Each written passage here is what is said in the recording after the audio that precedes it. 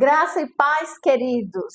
Estamos felizes por estar aqui agora, mais uma vez, conversando, dialogando sobre a importância da educação cristã na missão da igreja. Eu me chamo Meg Matos, eu estou gerente de educação cristã da Convenção Batista Baiana e hoje temos uma convidada especial que é Antônia Ferreira Lima de Oliveira. Bom dia, Antônia. Bom dia, Meg. Oi, pessoal. É bom estar aqui com vocês agora. Vamos ver o que vai discorrer nessa conversa nossa. Pois é, gente. Quero apresentar a vocês falar um pouquinho de Antônia. Antônia Ferreira Lima de Oliveira é cristã, viúva do pastor Abimael Oliveira, reside em Salvador, é membro da Igreja Batista Sião, em Salvador. Ela fez o curso de bacharel e especialização em educação religiosa pelo SEC, Seminário de Educadores Cristãos de Recife. Também mestre em teologia pelo Seminário Teológico Batista do Sul do Brasil, na área da História da Igreja. E também bacharel em filosofia. Atuou, como presidente, professora, deã acadêmica e reitora do Seminário Batista da Bahia. E teve o privilégio de ser uma das nossas presidentes. Presidiu a Convenção Batista Baiana no período de 1998 a 2000. A única presidente feminina até agora, gente. Então, vamos aguardar a próxima presidente, né, Antônia? Então, Antônia, vamos conversar um pouco sobre este assunto tão importante que você resolveu historiar, resolveu relatar sobre a nossa história, a história dos batistas na Bahia. E a primeira pergunta que eu queria saber, a primeira conversa para nos conduzir, eu queria saber quais foram os motivos que te levaram a registrar esse relato tão importante, a história dos batistas na Bahia. Para início de conversa, eu não era evangélica, eu era católica, praticante, almejando ser freira.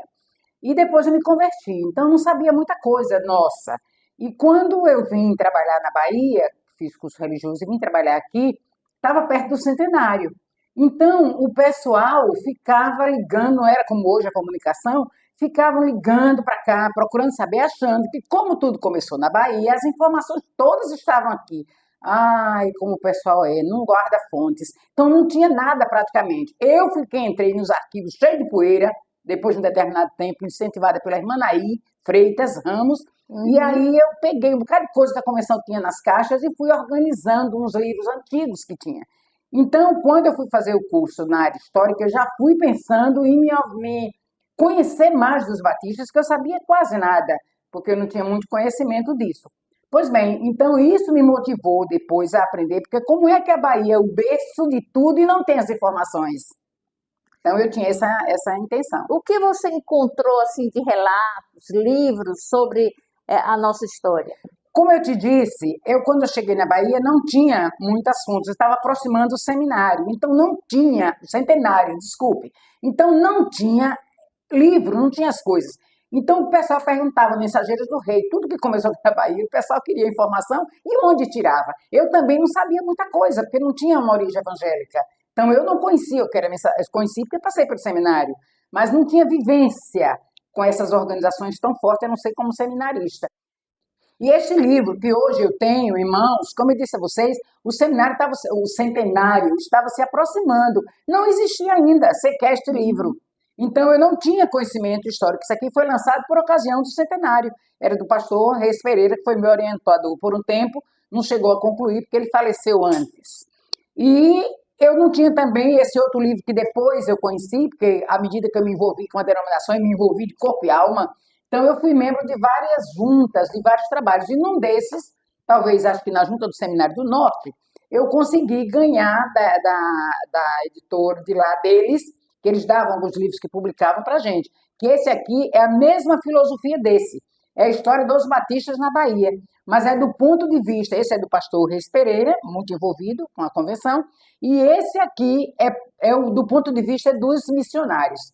São vários missionários que foram escrevendo e o pastor Davi Min compilou e fez esse livro aqui por ocasião do centenário também. Então, é o mesmo assunto do ponto de vista de um brasileiro e do ponto de vista dos missionários. Na sua tese, você escreveu 2 capítulos sobre o protestantismo.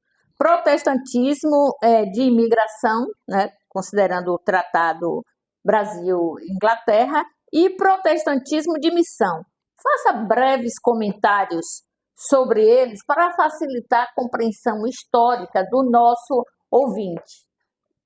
Na época, isso foi uma postura minha. Eu tinha lido um livro sobre imigrantes e tinha conhecimento desse trabalho. Então, foi uma interpretação minha.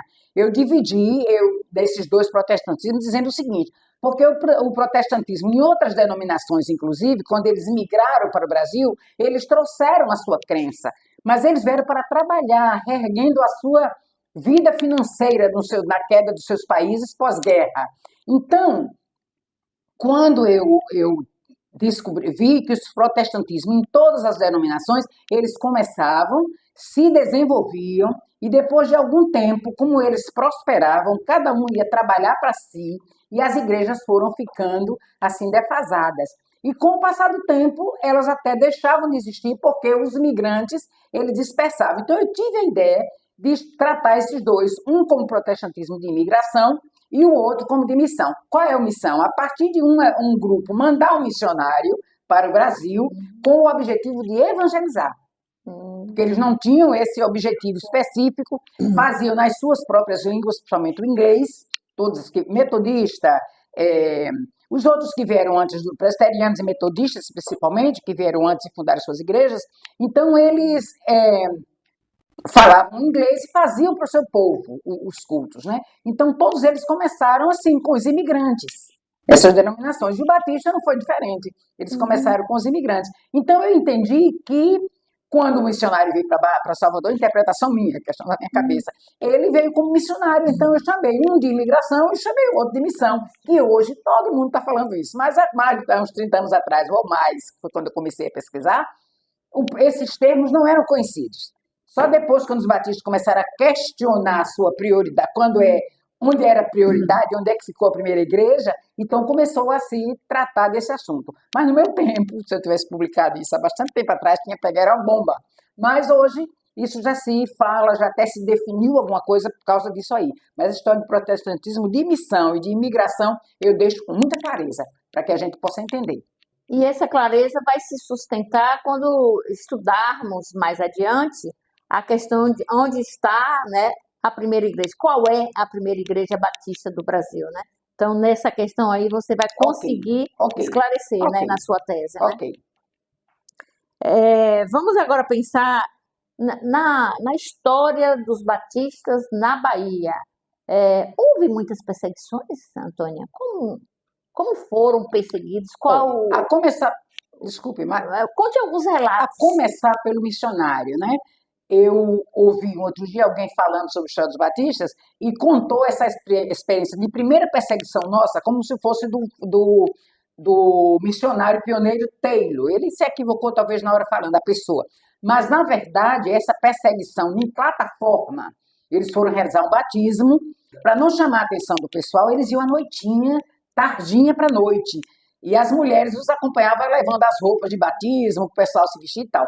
E numa dessas, os perseguidores ficaram em volta e jogaram uma pedra que bateu na testa de Begbie. E ele desmaiou e levaram ele para casa, ele demorou um pouco, depois ele se reergueu, se restabeleceu, porque geralmente tinha os batismos, depois tinha culto. E aí ele pôde continuar e terminaram já bastante tarde. Então essa a primeira perseguição foi com o missionário Taylor. Desculpe, missionário Begbie, William Beck Begbie, ele batizando, porque o Taylor, ele foi um missionário, mais adiante a gente vai perceber, ele se definindo mais na parte de estudos, na parte teológica, na parte assim, o Begbie era mais evangelista, era aquele que ia com Ana Begbie fazer o batismo e etc. Então, essa primeira perseguição. Depois, era comum nas igrejas, quando os crentes iam evangelizar, iam fazer alguma coisa, os católicos ou outros grupos que não eram nem religiosos, iam atrás dos evangélicos, né? fazendo gozação, apedrejando, era muito comum. Nas salas de culto, tem muitas histórias na Bahia, eu conto nesse capítulo de perseguição, onde foi exatamente. Pastor Zaqueu, ele tem um livro que ele fala, esse livro foi depois do meu trabalho pronto, ele não sabe que meu trabalho é coisa dele, como historiador, que fala perseguidos, mas não desamparados. Aí ele conta da perseguição em Pernambuco, em outros cantos, que é mais em termos de Brasil.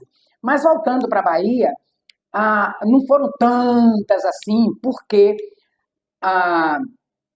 os missionários eles foram evangelizar no interior, então eles iam às fazendas e evangelizavam os fazendeiros e tal e tal. E como o povo mais pobre era empregado dos fazendeiros, eles não tinham aquela. Aí os nossos missionários tinham uma moral aqui no campo baiano, somente que as igrejas mais antigas no interior, exceto a primeira igreja. Então, ele vai ver, né, o pastor. Eles não tinham muita perseguição, mas houve perseguições. E eles perseguiam muito, era lugar de culto.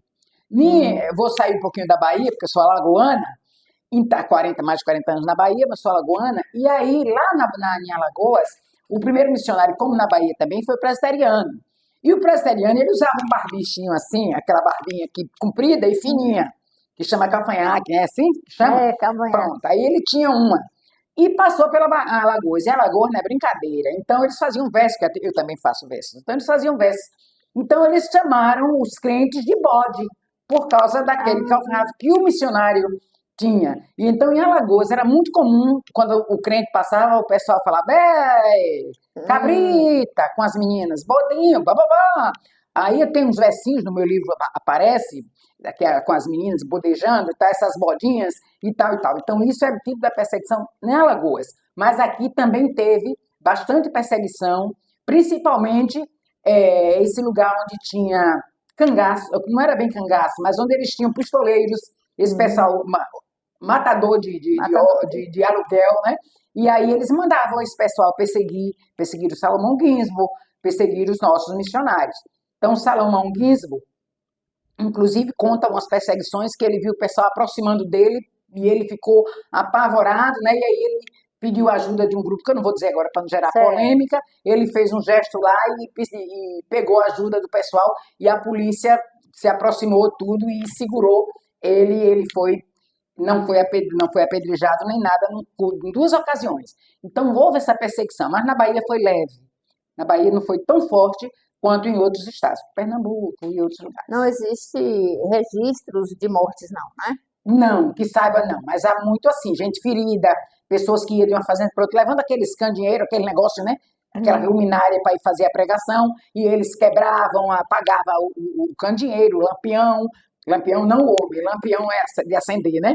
Eles apagavam o lampião e havia essas perseguições, mas eles faziam muito, era apedrejar o lugar onde estava tendo culto. Eles se aproximavam daquela janela, daquelas casinhas, povo mais simples, e jogavam pedra no telhado, era uma coisa muito séria. Ok, Antônia. Então, continuemos, né, pregando o evangelho, evangelizando, porque a Bahia ainda não está, né, totalmente Uma coisa que eu evangelizada. lembrei no momento sobre perseguição, que é muito interessante a gente falar, eles chegaram a contratar pistoleiros para matar o missionário. Tem vários casos assim, onde eles contratavam para mandar matar o missionário e tal. Tinha aquele fazendeiro que protegia, mas aquele outro que perseguia, e às vezes inimigos por causa de terra, esse negócio todo, aproveitava e chegaram a contratar. Tem casos de gente que foi para matar aqui, mas foi mais forte em Pernambuco, foi para matar o missionário e não teve coragem, resultado, se converteu. Entrou na igreja e saiu crente. Tem uns Graças casos a Deus assim. que ele se converteu, né? Concomitantemente com o trabalho missionário evangelístico, havia um trabalho na área da educação, né? É bem lembrado nas histórias que as igrejas que iam se iniciando, começavam o trabalho, tinham algumas escolas anexas. Comente, né, Antônia, sobre a importância dessas escolas, como a educação fluiu, inclusive com a educação religiosa, né? Olha, para ser mais precisa, daqui a pouquinho eu respondo a sua pergunta diretamente. Mas a questão foi o seguinte, os missionários eles eram muito organizados. Então nós hoje precisamos recorrer, eu sou uma admiradora, uma fã dos missionários. Então o que foi que aconteceu? Quando eles chegaram para fazer o trabalho no Brasil, eles vieram com 10 pontos de coisas que eles queriam alcançar, 10 metas. 10 metas. 10 metas. Eu vou citar algumas, sei todas, de memória, mas não gastar tempo. Então, tinham 10 metas. Eles tinham a principal era a evangelização e formação das igrejas.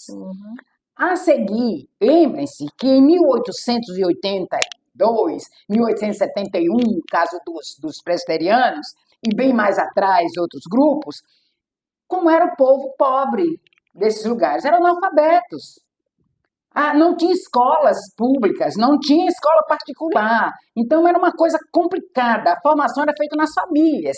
Quem estuda educação geral, eu tenho um capítulo sobre esse assunto, quando a gente vai verificando, tem vários livros sobre educação que trata dessa educação geral, então nós vamos encontrar o povo analfabeto. Quando eles vieram para o Brasil, a gente hoje nem tem noção de como era a coisa. Imaginem, sem Bíblia, sem folheto, sem nada, só o verbal. Então, quando eles chegaram aqui no Brasil, eles encontrou o povão analfabeto, principalmente o povo na primeira igreja lá da Redondeza, que eram pessoas pobres, eram pessoas descendentes de escravos, ainda tinha escravidão, já com algumas liberdades, mas tinham.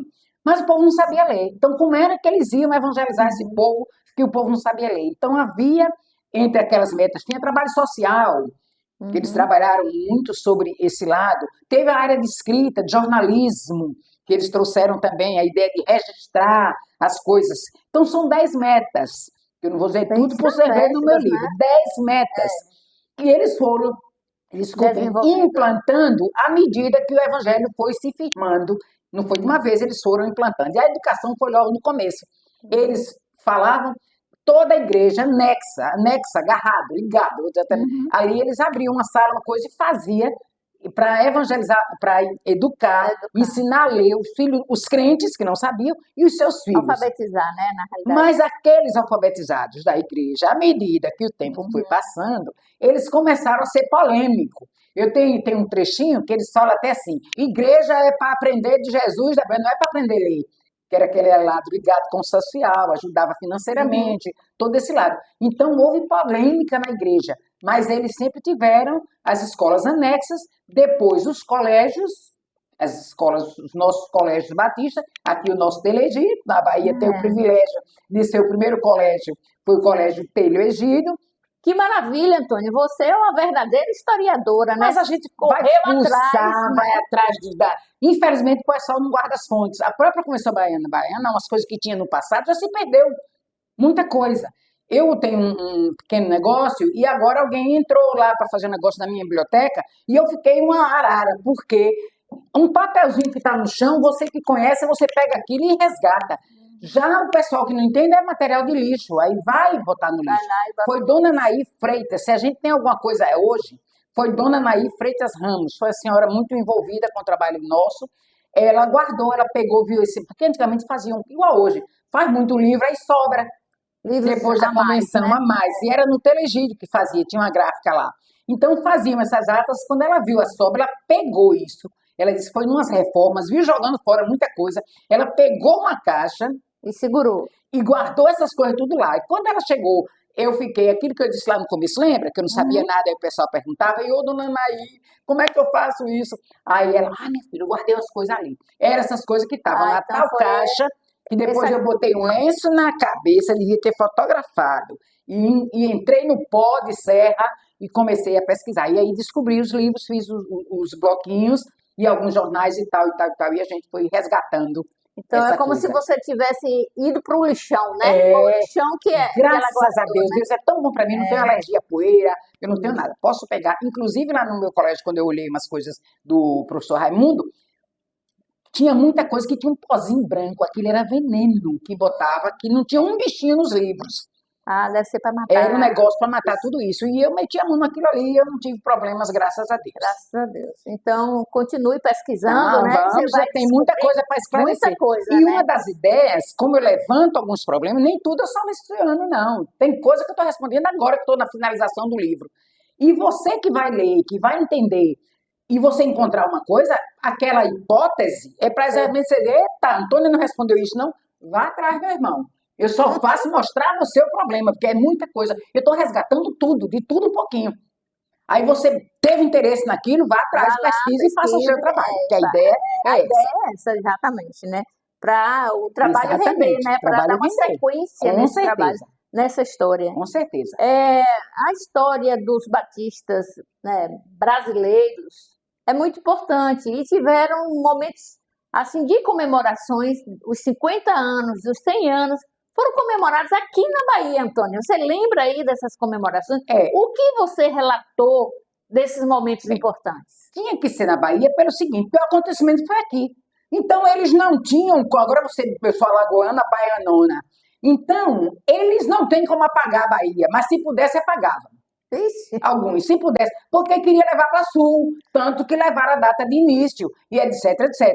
Mas tudo bem, eu digo na tese, num determinado momento, que eu chamo o povo de ignorante, porque tem hora que eu tenho que ser braba, né? Porque é tese é defender. Aí eu chamo de ignorante, porque eles mandam pau dizendo que a gente escondeu as coisas. Quem olha as fontes, as poucas que tem, todas contaram a história de Santa Bárbara. Ninguém nunca escondeu. A história do protestantismo de imigração nunca foi escondido, não. Que eles pediram a Hitman, né? Que mandasse missionário, não sei o que, tudo isso está escrito. Agora o povo é ignorante, não conhece a história, não lê, vai mandando pau, somente liderança. E aquela coisa de, na verdade, a primeira igreja em solo brasileiro foi em São Paulo. Agora, é por isso que eu acho meu trabalho, desculpe a falta de modéstia, quando eu digo imigração e quando eu digo missão, eu estou esclarecendo uns 30 anos atrás, sei lá quanto tempo que eu pesquiso, são uns 40, terminei a tese mesmo há uns sei lá quantos anos, e aí a gente vai verificar que fica mais claro para a gente entender as coisas. Então, na verdade, a primeira a igreja foi lá, a outra foi, mas se perderam com o tempo e ficou a admissão, que eu estou achando agora, estão botando nomes estranhos, com medo, talvez, de dizer que aqui é a primeira do Brasil. Mas, Outra, deixa só pra para lá. esclarecer o público, diga aí onde fica Santa Bárbara. Santa Bárbara em São Paulo, São pertinho de Paulo. Campinas. Foi quando eles vieram como imigrantes, eles ficaram em várias cidades de São Paulo. Mas as colônias, era assim que chamava, elas não prosperaram, muitas não prosperaram. A de Santa Bárbara, do Oeste, essa prosperou. Foi uma colônia que prosperou bastante de imigrantes, né? Aí eles foram ficando ricos, né? Porque trabalhavam bastante, e aí eles foram ficando com dinheiro, foram montando negócios e foram saindo da colônia. E foi ficando pessoas mais simples e tal e tal. Uma história interessantíssima que eu já escrevi, pouca gente sabe sobre isso, é a história dos Letos, que é no sul do Brasil. É um livrinho que eu estava fazendo a tese, aí o pastor Reis Pereira, ele dizia assim, escolha um livro aí para vocês lerem. Aí eu olhei assim, vi um livro, aí vi 700, sei lá quantas páginas. Aliás, eu peguei e escolhi pelo título, que eu gosto de nomes assim, Uma Epopeia de Fé. Aí quando eu peguei esse livro, botei lá que ele pediu para a gente pegar a bibliografia dos livros. Aí eu peguei, aí ele disse para mim, aquele jeitinho que ele tinha de morder o lábio, ele disse, Antônia, você escolheu a Epopeia de Fé, que era um livro para a gente ler, para trazer o relatório depois. Você escolheu a Epopeia de Fé, você já olhou esse livro, quantas páginas tem, Antônia? Eu disse, eu não olhei não, pastor. Aí ele disse, pois vem aqui olhar. Eu olhei, tinha mais de 700 páginas. Nossa. É dessa grossura e desse tamanho. Mas é uma preciosidade. Conta a evangelização completa do sul do Brasil, dos 3 estados do sul, né? Então, eu tenho esse livro, que já fiz uma live até sobre os Letos, sou muito amiga da liderança de Letos, e esse livro me foi ofertado por um irmão Leto, que foi meu colega da família Paim, ele foi meu colega de mestrado, e aí ele fez. Sim, Antônia, quando você falou aí sobre as igrejas lá, Santa Bárbara, dos imigrantes, né? Santa Bárbara foi um dos destaques que você falou lá em São Paulo. Me diz uma coisa, esses imigrantes, eles já eram convertidos ou eles foram evangelizados? Não, todos os imigrantes que vieram para o Brasil vieram de todas as crenças, que eles vinham refazer a vida financeira aqui. Eles não vieram fazer trabalho religioso. Eles vieram depois da Guerra da Secessão, a derrota do sul dos Estados Unidos. Então, eles procuraram, o Brasil, inclusive, estava incentivando o povo a imigrar para o Brasil. Então, eles imigraram, muitos não aguentavam ir embora, mas eles imigraram. Então, no meio desses imigrantes vieram presbiterianos, metodistas e batistas, já convertidos de lá, inclusive vários pastores que vieram para cá como imigrantes para prosperar, porque eles ficaram arrasados com a guerra. Então, eles vieram para cá. Tanto que eles não tinham tempo, se eles queriam, porque havia um acordo com o Brasil, quando eles vinham para cá, eles tinham que prosperar dentro de um certo tempo, porque o Brasil dava as condições, quem estuda aí na história geral sabe, o imigrante, ele ganhava terra, ele ganhava semente, ele ganhava não sei o quê, ele ganhava as ferramentas. Quando foi a Convenção em São Paulo, eu fui lá onde o imigrante passava, e então eles conquistavam isso tudo, mas eles tinham prazo para mostrar prosperidade. E aí eles não tinham tempo de ficar dividindo, então eles ficavam pedindo a Richmond que mandasse missionário, que tal, tal, tal. Mas eles eram evangélicos que não queriam perder a fé, então eles se reuniam no domingo, a língua era em inglês, não era em português, era língua inglesa, e não era o objetivo de fazer evangelismo. Não se conta isso, a gente não sabe no lugar, mas pela lógica, lá deveriam ter pessoas que não eram crentes, que naturalmente eram imigrantes, e iam visitar, e entrava lá e tal, tal, de língua inglesa, não era língua portuguesa. Então, Antônia, seguindo essa sua linha de raciocínio, que você trabalha nessa sua defesa, da sua dissertação, da sua tese, que vai se transformar em livro em breve, os primeiros batistas, como trabalho, vamos dizer assim, evangelístico mesmo, foi na Bahia, é isso? Foi a partir dos missionários, porque eles vieram com esse objetivo de evangelizar o Brasil ou outros países para onde eles foram, porque lá na antiguidade eles mandaram aquele famoso, quem estuda Mensageiro do Rei, embaixador, que estuda a vida dos missionários, sabem que a junta quando foi organizada em 1845, Sim. A Convenção do Sul dos Estados Unidos, porque houve a Guerra do Sul com o Norte, né?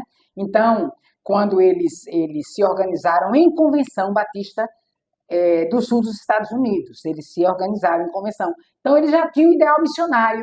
Aí eles queriam mandar missionário para a Birmânia, na época a febre era Birmânia e a África, era a África. Então, eles tinham a ideia de mandar alguém para o Brasil, mas a ideia era outros países. Então, eles criaram, logo na primeira, aqui na Bahia também, todo mundo fez isso.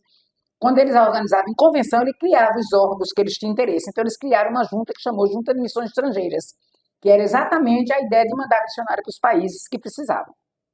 E que foi aqui em Salvador. Aí eles mandaram para cá. Houve uma polêmica, porque eles ficaram dizendo assim, para que mandar para o Brasil? O Brasil é religioso, o Brasil é católico, oficialmente católico. Mas o Brasil, a ideia dele era tornar o Brasil evangélico. Era de fé evangélica.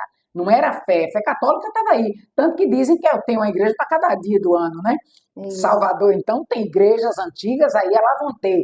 Mas eles não eram evangélicos. Inclusive, tem uma palavra de Begbie, que ele diz assim, que ele, em vários lugares, ele viu o catolicismo. Mas quando ele chegou aqui, ele nunca viu coisa parecida como era o catolicismo no Brasil. Porque era uma coisa muito difícil. Então, eles, inclusive os primeiros missionários, eles eram anticatólicos, no sentido assim de combater. Eles eram anti até entre eles, presbiteriano, com batista, não sei com quem, cada um defendendo a sua parte. E o que era bom. Era bom porque hoje a gente vê o pessoal condena, a gente tudo é irmão, mas depende da doutrina que você prega. Eu fico na igreja, depende dos pilares de uma igreja para mim, é a doutrina, o que é que ele está pregando como doutrina. Então, algumas igrejas evangélicas eu nunca seria, porque não abraço a doutrina dessas igrejas, mas são crentes em Jesus. Então, eles vieram, todos esses metodistas, presbiterianos, principalmente, que eles vieram logo, os nossos presbiterianos, eles vieram em 1871, tanto, inclusive, vieram para o Brasil pouco antes de nós, né, que viemos em 82, e pouca gente sabe disso, mas o Colégio 2 de Julho é fruto do trabalho dos presbiterianos. Inclusive, quem entra no Colégio de Julho está lá, a carinha linda e maravilhosa do casal de missionário presbiteriano que veio fazer o trabalho e fundar a escola anexa e por ali, para lá, Embora o presbiteriano, por questão doutrinária, eles entendiam muito a predestinação, então eles não eram muito fortes no evangelismo.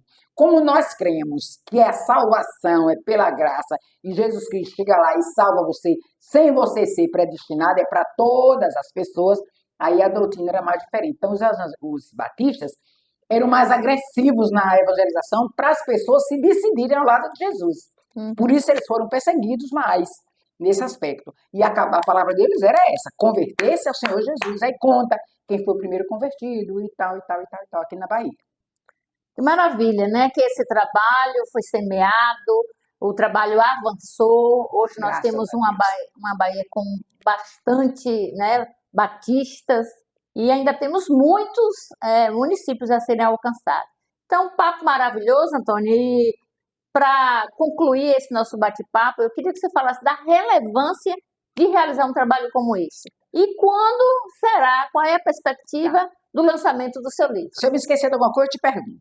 A relevância, Meg, é resgatar essa coisa que está se perdendo. Hoje, nós estamos com problema nas igrejas batistas por falta de conhecimento histórico.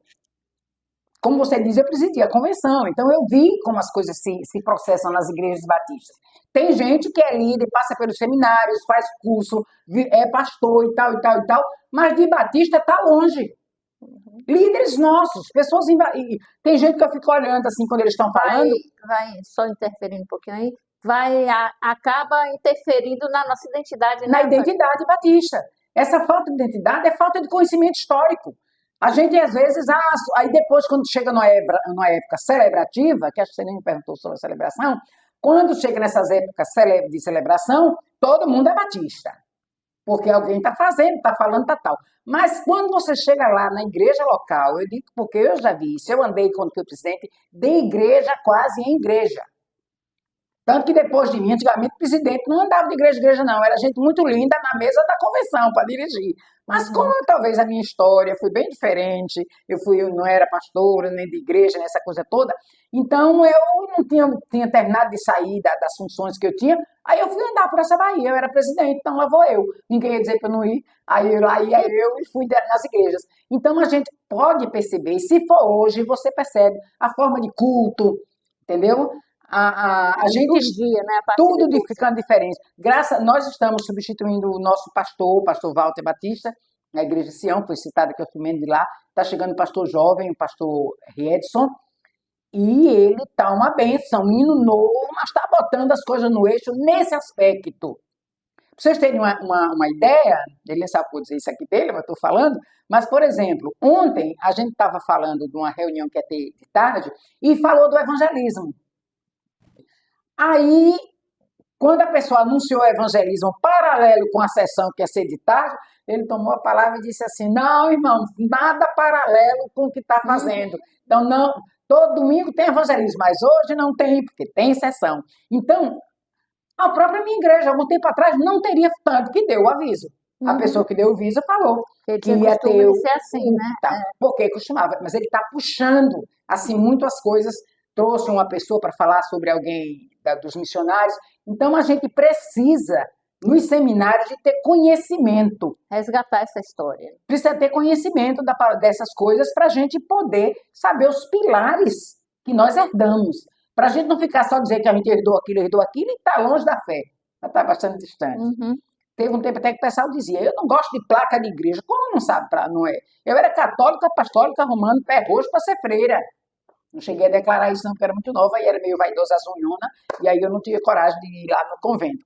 Mas é o tipo da história. Eu não seria membro, como eu já disse, de algumas igrejas. A gente precisa saber qual é a denominação e os pilares. E Batista casou comigo à medida que eu fui conhecendo e fui amando e fui sabendo e fui me envolvendo, e até porque eu não sabia muita coisa, e hoje estou assim, sabendo tanta coisa de Batista que eu não sabia, que eu me converti depois. Sim, Antônia, aí a gente tínhamos conversado e foi dito, né, muito rapidamente, sobre as celebrações que ocorreram dos batistas no Brasil. E essas duas datas importantes, a comemoração dos 50 anos e também dos 100 anos, ocorreu aqui na Bahia. O que você vê assim de importante nessas duas comemorações? Se fundiu. A brasileira termina se fundindo com a baiana, porque não tem como negar a primeira. Agora está diferente, mas não tem como negar a primeira e tal, e tal, e tal. Então, na época do centenário, inclusive, eles fizeram com muita antecedência. Foi o próprio Reis Pereira que tirou uma comissão uns 10 anos antes para estudar essa possibilidade, porque metodistas, foram principalmente os metodistas, na época deles, quando chegou perto do centenário, eles tiveram o mesmo problema. porque eles vieram por imigração, mas quando eram os 100 anos? Era na imigração ou era tal? Então, depois de muita polêmica, os dois grupos, o presbiteriano também, eles concluíram, mas eu tenho a certeza absoluta dos metodistas, eles resolveram botar a data que veio um missionário, não foi nenhuma denominação, veio um missionário com a vontade de evangelizar no Brasil. Então, a data deles de centenário contou a partir daí, e não com outras investidas de imigrantes e etc. Então, seguindo essa mesma linha, depois de muito estudo, de muita coisa na Convenção Batista Brasileira, se chegou à conclusão, sempre levantou-se essa questão de Santa Bárbara e daqui. Mas a própria Assembleia, depois de vários estudos, eu tenho essa documentação, eles chegaram à conclusão que começou a expansão a partir da Bahia. Aí, depois de algum tempo, esse mesmo povo que estava até lá naquele tempo, eu olho bem assim para a cara desses líderes mais antigos, e aí eles mesmos estão fazendo live da defesa e tal, e tal. Eu sou muito firme com as coisas. Tá? Não mudo com facilidade, não. E eu vejo alguns líderes já idosos e tal, que agora simplesmente parece que nunca falaram. Os jovens não sabem, mas eu estava na reunião desde 30 e poucos anos, aliás, vim para cá com 28 anos, 29 anos, então desde esse tempo que eu acompanho a denominação, acompanho as coisas. Então eu vi as coisas, eu aprendi muita coisa também vendo nos plenários de convenção, que eu recomendo que o pessoal frequentem, porque é lá que a gente aprende muita coisa. Foi lá com os obreiros antigos que eu aprendi a falar umas coisas e pude, depois de algum tempo, eu que cheguei aqui lá, a Lézinha, bem simples, para trabalhar na recepção da convenção, cheguei a presidir e vi meus presidentes diante de mim enquanto eu dirigia o conselho e a convenção. Então, a gente vê como Deus dirige as coisas. Então, eu fico feliz, porque eu sinto na minha vida Deus dirigindo. E quando também eu perdi algumas coisas, ninguém tirou de mim, não. Foi Deus que permitiu. Então, nada acontece comigo se Deus não permitir.